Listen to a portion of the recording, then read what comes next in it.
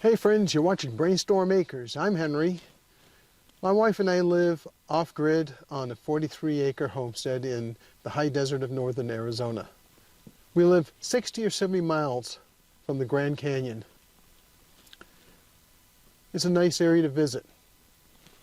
Well, I'm not in the Grand Canyon. I'm not even out doing some other things on the property. Instead, I'm going to be trying to replace a blower motor for the heater and air conditioning in this car.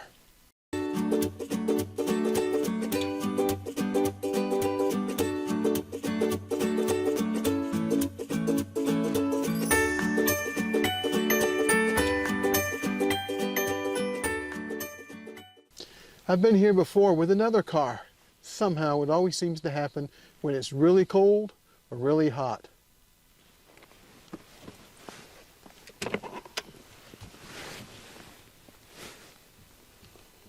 There are 5 screws that I need to take out to remove the glove box because the blower motor is behind the glove box.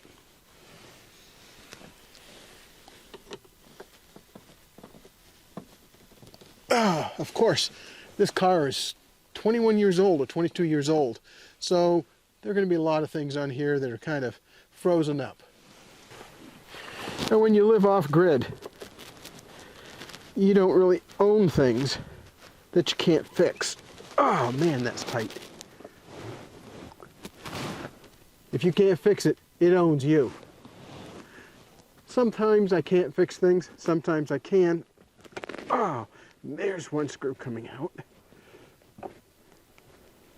Now, one of the things you want to do is, if you're going to live off-grid, is get some basic hand tools and some basic skills.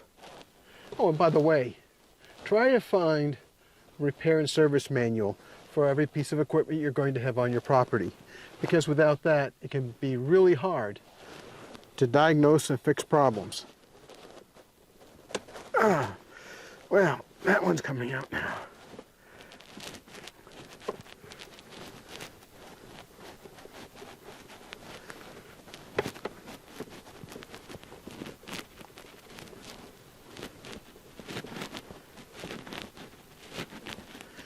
These screws are coming out really, really hard.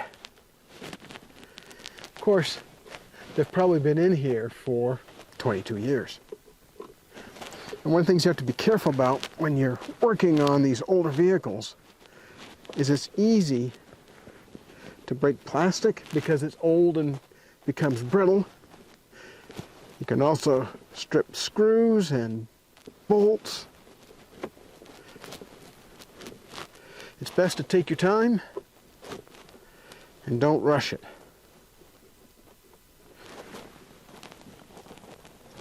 There's one out. I'm going to put that over here in a compartment that's in the console, and I'll work on getting the second one out. And I still have several more to get out, 3 more as a matter of fact.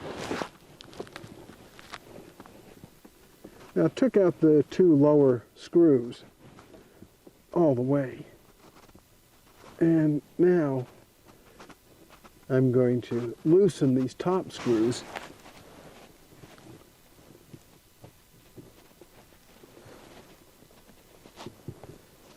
Yeah, maybe there's only 2 to take out.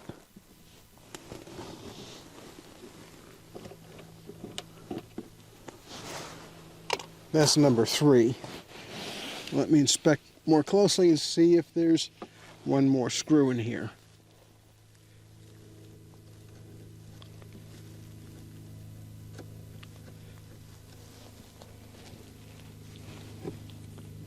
And that screw holds on the latch. Well, let's see if this will come out now.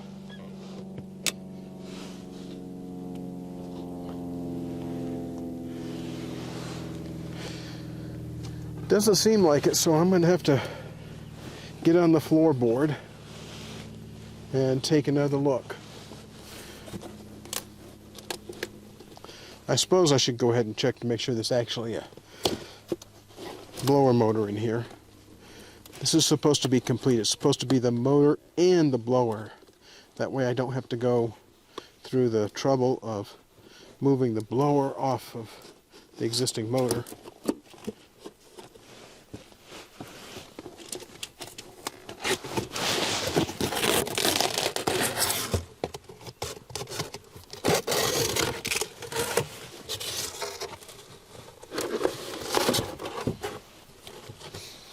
And that looks like the blower motor that's supposed to be going in here. Of course, there were different screws shown in the service and repair manual, so even though I have the repair manual from Subaru, sometimes half model years or even model year to model year, there's some changes that don't necessarily make it into the book.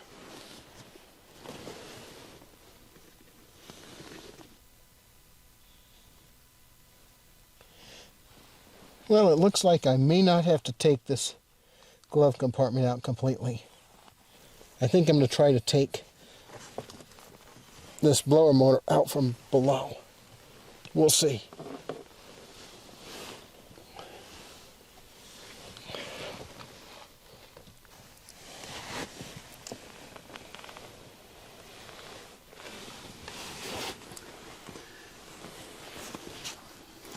What I'm trying to do is loosen all three screws that hold this fan in.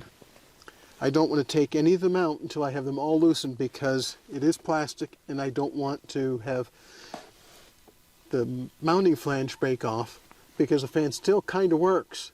But if I can't get it out and get the new one in, I don't want to have created another problem.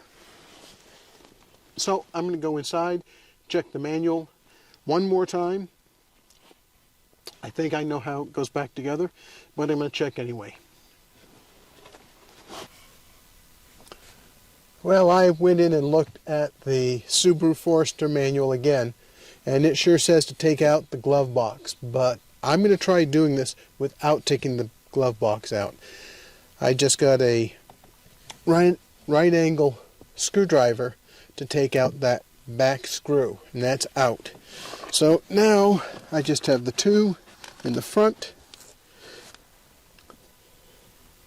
and then I get to take off what they're calling an aspirator pipe and the power plug.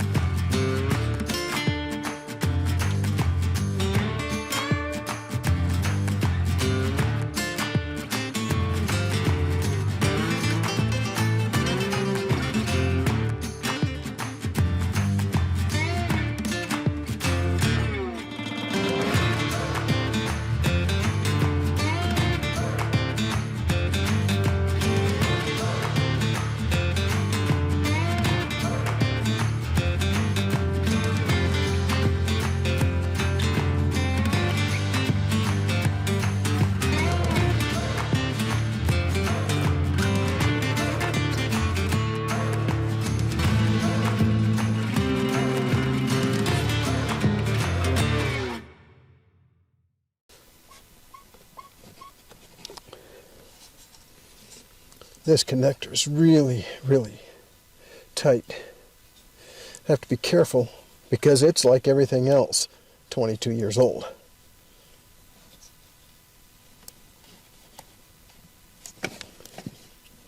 And I surely don't want to break this plug.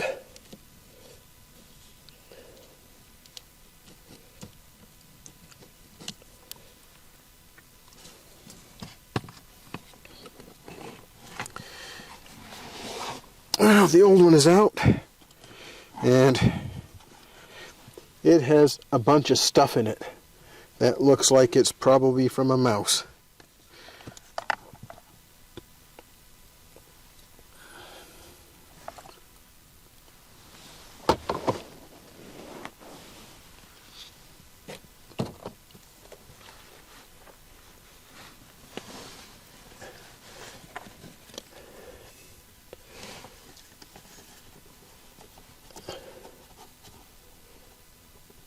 I just put the aspirator hose back on. Now, to make sure that I can put this connector back in.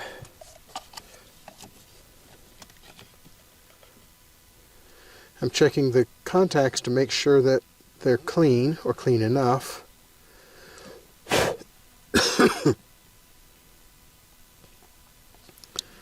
And now I slide it back on. Well, let's make sure that the contacts go in the same direction. Here they do.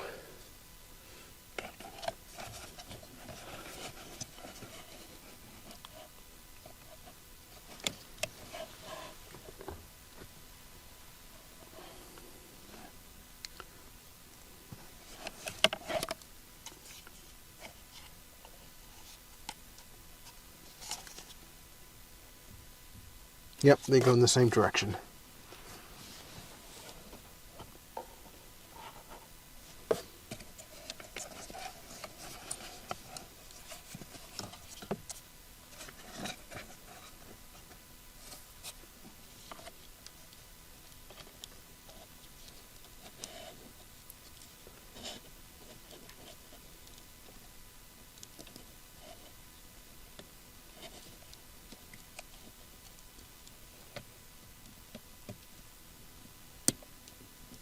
That should just slide together, but it isn't.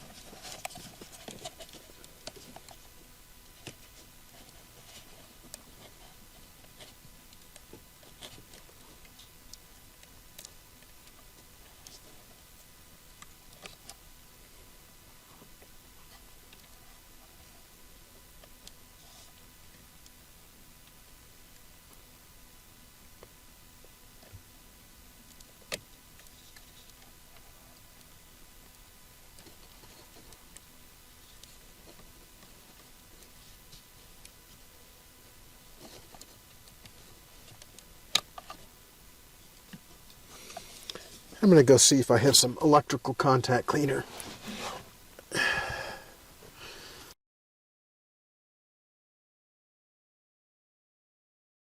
Boy, that was a lot of fun with the car. Oh, that was just so much fun, it was ridiculous. I just really enjoy laying on my back underneath a dashboard. Yeah, the reason why Irene had to do that is because of my spinal injury. I can't get in the position to actually see the last screw. And Right. I couldn't tell that the motor was not far enough back. Irene saw that, and It went right in. But man, trying to see that was a real challenge because and of course it was a dreary day today. So it just, you had to use a flashlight. Usually you'd be out there needing sunglasses, but it needed to get done. And you can only put things off for so long. So it was dreary outside. So it was dark under the dashboard. And trying to see that cable that they use to attach the lower modal. Yeah, that's the power. The power cord on it is like... It barely fits. It's barely, really, really tight. I mean, a couple of millimeters space. And that's really the reason why I think they want you to take out the glove compartment. But the glove compartment on that car is screwed into plastic, and When I looked at those snap fittings and saw that it was into plastic, I just said, I'm not going to start doing that, because for a 22-year-old car trying to find those parts, plastic snaps are going to break. yeah, it's going to be a problem. So it's just, yeah, no, it made sense. It was, and once I got that first screw in, Then it's a piece of cake. it was a piece of cake, but man. Then I could finish it all off. And, you know, having that right angle screwdriver really made a huge difference. Oh, yeah, yeah, that sort of stuff. Well, the first one I could actually do with a regular one. I just, I got it in place with my left hand, and I'm like, okay, hand me the rest of the stuff. I do not want to let this come out of place, because I may never get it back in again. And he handed me a screwdriver and a screw, and I put the screw in so that it wasn't going anywhere. Now, it may not have looked obvious. Well, I know it didn't look obvious that I spent hours trying to put the plug back into the motor for that cable. It turns out that this motor has a slightly different connection. Even though it's supposed to be the same. And the difference is there's a fraction of a millimeter deeper protrusion into where the plug goes in. So it is a real bear to get in. But it's done, and it works. Yay!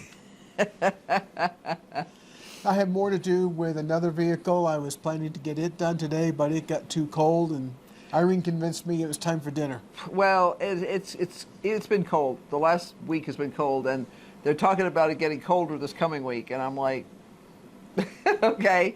I'm hoping it's mostly down south that it's going to get colder. We're already not particularly warm during the day. It's also been overcast, which is why you hear the pellet stove going in the background. Right. Because we do need some supplemental heat. Yeah, yeah. And when there's no solar energy out there to warm up the house, you have to get some supplementary heat in. So yeah, that was then. I ran the stove, the wood stove down in the studio like crazy, because when I got down there this morning, yeah, it was warmer today than it was yesterday. It was 38 when I started. I know from experience that if I have a lot of stuff to do, which I did today, I had a lot of stuff to do. I'm trying to get a wholesale order out for tomorrow morning, among other things. I have 3 other orders to go out at least tomorrow morning too.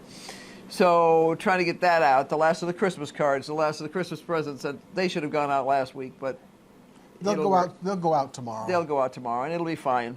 And everybody's old enough that if it doesn't get there quite in time, big deal. It just means Christmas lasts a little longer, you know. But yeah, it was quite the challenge. But it was 65 when I left the studio tonight. So positively balmy. Yeah, positively balmy. Could hardly wear a jacket. So I did not stock the wood stove with wood before I left, but there's a decent pile of coals in there that should last for a little while at least. So I'm curious to see how cold it is tomorrow morning. It was 5 degrees warmer this morning than it was the previous day, and I had run the heater out there, you know, the wood stove out there a bit. So time to say goodbye, Irene. Yes, I have to finish writing Christmas cards. So be sure to like, subscribe, and hit that notification bell, because obviously we're going to be doing tons more. Tons. Yeah. So we have friends coming into town soon too. So not sure when. No, we don't know when. That's okay. They're wing it kind of people. They're not like.